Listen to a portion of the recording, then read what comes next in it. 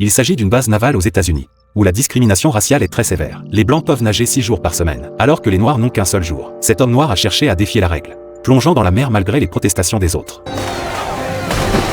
Et le général a ordonné de le capturer et de le ramener à terre. Mais il nage si vite que personne ne peut l'attraper. Il s'appelle Carl. Sa famille est paysanne depuis des générations. Son père ne veut pas que Carl finisse comme lui. Alors, quand Carl grandit, il l'envoie dans la marine. C'est sa seule chance de changer son destin. Le jour du départ, son père exhorta Carl à plusieurs reprises. Quelle que soit la difficulté, tiens bon, ne reviens jamais. Ainsi Carl part avec l'espoir de son père, que les Noirs y occupaient un statut inférieur, cantonné aux tâches subalternes ou à la cuisine. Pour avoir enfreint le règlement, Carl fut assigné à résidence. Mais le capitaine remarque son courage et son talent, et le recommande pour l'école navale comme plongeur de sauvetage. Dès son premier jour à l'école navale, parce qu'il est noir, l'instructeur lui refuse l'entrée. Ici, la discrimination était encore plus sévère. Mais Carl ne renonce pas. Il resta debout devant la porte toute la journée. Et finalement, l'instructeur, touché par sa détermination, l'instructeur l'autorise à entrer dans la base. Après avoir enfin été admis, il est accueilli par des regards hostiles et des crachats des Blancs.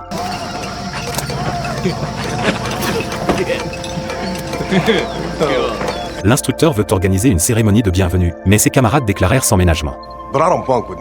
Ensuite, tous les camarades déménagent, sauf un garçon simple d'esprit qui accepte de vivre avec Carl. Carl lui aussi est rejeté, car il bégait. La nuit, Carl est réveillé par l'instructeur avec de l'eau froide. Sous prétexte d'entraînement matinal, on lui lance des jets d'eau à haute pression, puis lui plonger la tête sous l'eau pour lui faire pratiquer l'apnée. De toute évidence, il cherchait à le faire partir. Mais Carl se souvient des paroles de son père et endure. Le lendemain, lui et le bec sont pris pour cible par l'instructeur, renvoyés pour ne pas avoir réussi à retenir leur respiration pendant 4 minutes. Carl était rongé par la culpabilité. Ce jour-là, un accident survient pendant une soudure sous-marine. Carl propose d'aider avec un autre camarade. Mais pendant le sauvetage, la coque s'effondre à nouveau. L'autre soldat s'est enfui. Terrifié, seul désormais, Carl persévéra et sauva son camarade. Plus tard, l'instructeur félicite les acteurs de ce sauvetage. Mais c'est le fuyard qui est récompensé. Tout le monde comprit ce qui s'était passé, mais choisit de garder le silence. Seul le sauvé regarde Carl avec gratitude. Malgré cette injustice, Carl ne garde pas rancœur. Grâce à sa volonté tenace, il excelle dans chaque entraînement. Jusqu'au jour où Carl apprit que son père était décédé des suites d'une maladie. Le soldat résilie finit par s'effondrer. Il chercha du réconfort dans un bar.